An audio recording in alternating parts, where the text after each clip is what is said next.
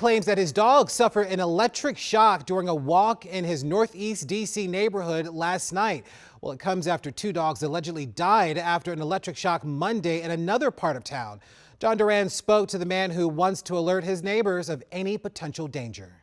Friday night after work, a man says he and his fiance were walking their dogs when they got to the corner of 7th Street and Taylor Street Northeast. That's when he says the dogs were shocked.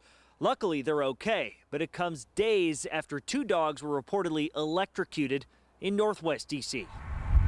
Fresh caution tape marks where Espedito Muniz says his dogs let out a painful cry. And my dog is notorious for whining or an occasional mild yelp, but this Rudy, especially the larger dog, he's a pit bull mix.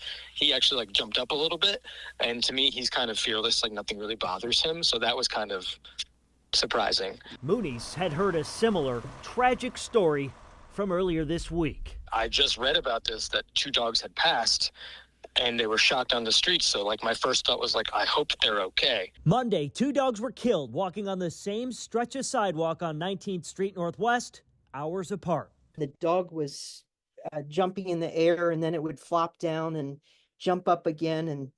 And this went on several times, and then he flopped down and didn't move. Muniz says Friday night around 10:30, he saw Pepco crews working in the area. He believes he and his fiance's dogs were shocked. Pepco tells WUSA 9 Saturday they responded to this corner and made repairs to equipment the utility company says isn't theirs.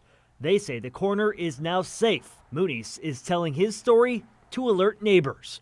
Luckily, his story didn't end in tragedy. We made sure we checked their paws, we cleaned them really good. They seemed perfectly fine. They were playful, they're eating, so thankfully they were fine.